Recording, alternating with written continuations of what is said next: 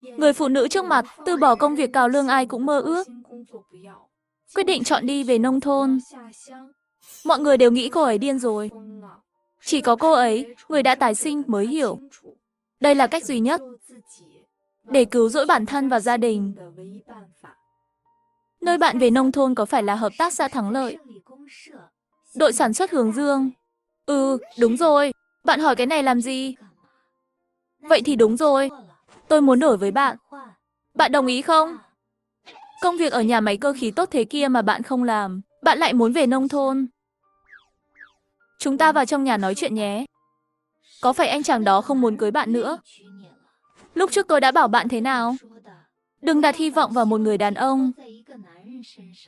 Đàn ông mà đáng tin thì lợn mẹ cũng biết leo cây. Hơn nữa, nhà anh ta còn có hai mẹ con kia. Sau này bạn sẽ không có những ngày vui vẻ đâu. Ừ, bạn nói đúng thật. Hy vọng bây giờ tôi hối hận vẫn chưa muộn. Đúng rồi, bạn muốn bao nhiêu tiền? Ý bạn là công việc ở nhà máy cơ khí. Bạn định bán với giá bao nhiêu? Đừng nói với tôi là bạn không muốn tiền nhé. 400 là được, bạn giúp tôi lấy ít phiếu nữa nhé. Bây giờ tôi không có phiếu nào cả. Tống Tiểu Huệ há hốc mồm. Không tin nổi cái giá này. Cách đây không lâu có người đã bỏ ra 600 tệ.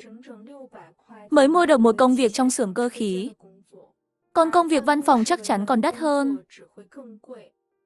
Bạn thật sự quyết tâm rồi. Bạn đừng vội mừng. Tôi có điều kiện đó. Tôi định dẫn cháu trai tôi cùng về nông thôn. Nhưng nó còn nhỏ quá. Bạn có thể nhờ người nhà giúp đỡ. Tìm cách lo liệu không? Được thôi, mình nhớ anh bạn lấy vợ sớm. Cháu mình năm nay bao nhiêu tuổi rồi? Lúc đó mình sẽ nhờ bố mình lo liệu. Khai khống tuổi cháu mình lên vài tuổi. Không đủ 16 thì cũng phải được 13, 14 tuổi nhỉ? Cháu mình mới 6 tuổi. Cái gì, mới 6 tuổi à? Cố Tiểu Huệ vỗ vỗ đầu. Cuối cùng hiểu tại sao Tô Thanh Nhiễm chỉ đòi 400 tệ. 6 tuổi thì khó mà lo liệu. Nhưng bạn đừng lo. Bây giờ mình đi gặp bố ở nhà máy. Nhờ ông nghĩ cách giúp. Được rồi, mai mình sẽ gặp bạn. Thấy cô định đi. Lục Tiểu Huệ liền đứng dậy kéo lại. Mình có ý này. Bạn có thể nhận cháu làm em. Dẫn em về nông thôn dễ nói hơn dẫn cháu. Bạn không biết đâu. Các bà ở quê thích buôn chuyện lắm. Thôi, nói dối một lần phải dùng nhiều lần để lấp. Bạn cứ nói là ở nhà chỉ còn mình và cháu. Mình chỉ có thể đưa nó theo về nông thôn. Được, giao cho mình. Nói xong, hai người liền hành động ngay. Rời khỏi nhà Cố. Tô Thanh Nhiễm lại lập tức đến bệnh viện. Thẩm Vân Phương là người xảo quyệt. Hôm nay lấy 100 tệ. Nói là đi bệnh viện. Nếu không mang thuốc về, không biết lại gây chuyện gì nữa. Quan trọng nhất là sắp về nông thôn rồi. Ở vùng sâu khó mà chữa bệnh. Nên cần chuẩn bị thêm thuốc men cho gia đình. Khi về đến nhà, Tiêu Đông Quốc và Thẩm Vân Phương chưa về. Chỉ có Tiểu Quân ở nhà.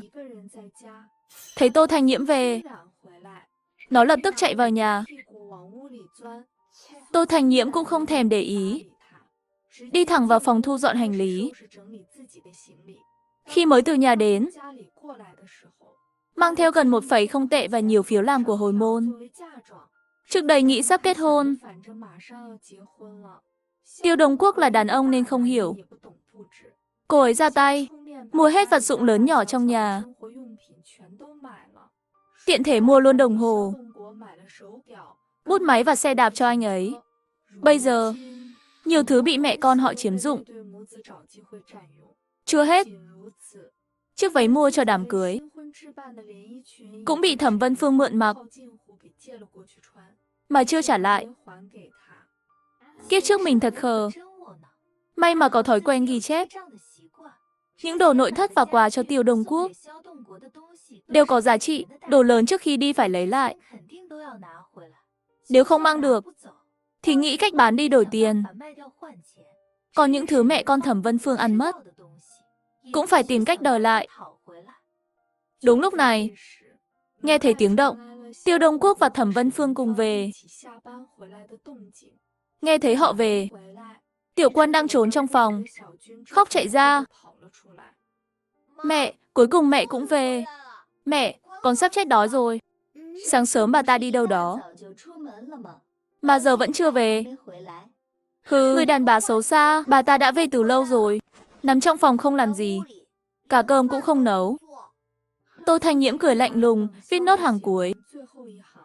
Sau đó cầm sổ sách và thuốc từ bệnh viện, đi ra ngoài. Nó gọi bà ta là người đàn bà xấu xa. Thằng bé này bị đánh vẫn không chừa. Người lớn các bạn chiều chuộng quá. Thanh Nhiễm, xin lỗi bạn. Có lẽ Tiểu Quân đói quá nên mới nói linh tinh. Mình sẽ dạy dỗ nó. Được rồi, tối nay mình ăn gì đây? Làm việc cả ngày mệt mỏi rồi. Chắc là đói lắm rồi. Mình chiều nay mới từ bệnh viện về. Bác sĩ nói trán mình bị thương nặng, bị chấn động nhẹ, phải nằm nghỉ, không được làm việc nặng. Mấy ngày này bạn phải nấu ăn. Nụ cười trên mặt Thẩm Vân Phương lập tức tắt.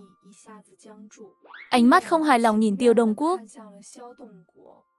Đông Quốc, em còn phải đi làm ban ngày. Bác sĩ kê nhiều thuốc thế này, chứng tỏ vết thương nghiêm trọng. Vân Phương, mấy ngày này bạn chịu khó. Trưa mình sẽ mang cơm về từ căng tin. Bạn chỉ cần làm bữa sáng vào tối thôi. Thẩm Vân Phương cố gắng kìm nén. Vừa vào bếp đã hét lên. Thanh Nhiễm, hôm nay bạn về không tiện thể mua rau sao? Thường ngày đồ ăn đều do Tô Thanh Nhiễm mua. Không mua gì thì nấu gì. Tô Thanh Nhiễm nghe bà ta còn dám nhắc đến việc mua rau, liền mở sổ sách ra. Nửa tháng trước khi tôi đến, mang theo 1,0 tệ tiền mặt, đã tiêu hết sạch rồi. Buổi sáng 100 tệ tiền thuốc của các người, ở bệnh viện kiểm tra hết cả rồi. Sau này còn phải tiếp tục khám. Tôi đâu còn tiền mua rau. Thẩm Vân Phương nghe thấy 100 tệ đã tiêu gần hết, lập tức kích động đi tới. Ban đầu còn định lấy 100 tệ này làm tiền ăn của tôi và Tiểu Quân, từ từ kiếm lại từ Tô Thanh Nhiễm. Giờ đã bị cô tiêu hết. Thế thì còn gì nữa? Thanh Nhiễm đi khám bệnh thôi mà. Sao lại tiêu 100 tệ?